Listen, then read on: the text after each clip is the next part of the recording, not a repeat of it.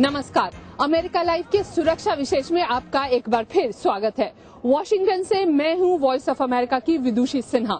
अब तक आपने देखा कि 11 सितंबर के हमलों के बाद अमेरिका की आंतरिक सुरक्षा में किस तरह के बदलाव लाए गए। अब आइए देखते हैं कि अमेरिका की आंतरिक सुरक्षा में आए बदलाव और सतर्कता स्तर बढ़ने से आम अमेरिकियों पर क्या फर्क पड़ा है।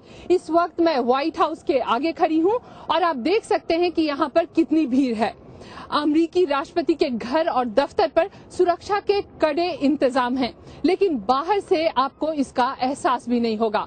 सैलानियों को व्हाइट हाउस के करीब आने की कोई पाबंदी नहीं है और ये भीड़ हमेशा साल भर ऐसी ही रहती है।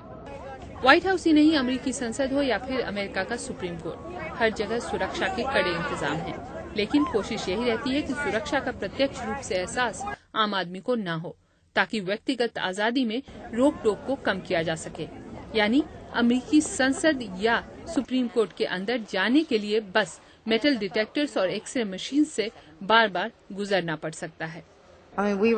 हम सुप्रीम कोर्ट में थे। उन्होंने एक एक चीज की जांच की, एक बार नहीं कई बार। इस तरीके की बढ़ी चौकसी से मुझे तो लगता है कि मैं ज्यादा सुरक्षित हूँ। लोगों को भी पता है कि सुरक्षा के लिहाज से कई जगहों पर कैमरे फिट हैं।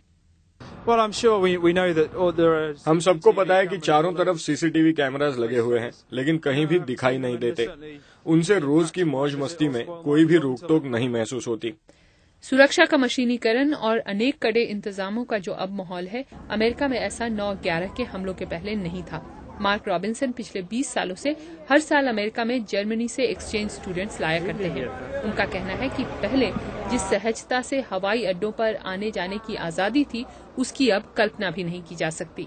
अगर किसी को भी पहले के हालात के बारे में कुछ भी पता है, तो मौजूदा सुरक्षा सतर्कता का बढ़ा स्तर बिल्कुल अविश्वसनीय लगेगा।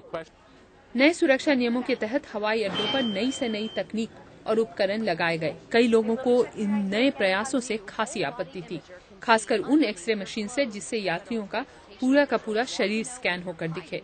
रॉबिन्सन जैसे लोगों का कहना है कि देश में ऐसी स्थिति नहीं आनी चाहिए जिससे कि नाकाबंदी जैसी स्थिति लगे। मुझे ऐसा लगता है कि संपूर्ण सुरक्षा जैसी कोई चीज नहीं होती। हमें हमेशा ही थोड़े से डर के साथ रहना होगा, नहीं तो पूरी तरह से सुरक्षित रहने की कोशिश में नाकाबंदी की स्थिति हो जाएगी। चरमपंथियों को रोकने के लिए हवाई अड्डों पर किसी एक समुदाय की ज्यादा जांच पड़ताल के किस्सों के बाद सरकार को लोगों की नाराजगी का सामना करना पड़ा। ऐसे में मनोवैज्ञानिकों का कहना है कि गंभीर सुरक्षा व्यवस्था से कुछ लोगों में घबराहट औरों के मुकाबले ज्यादा हो सकती है।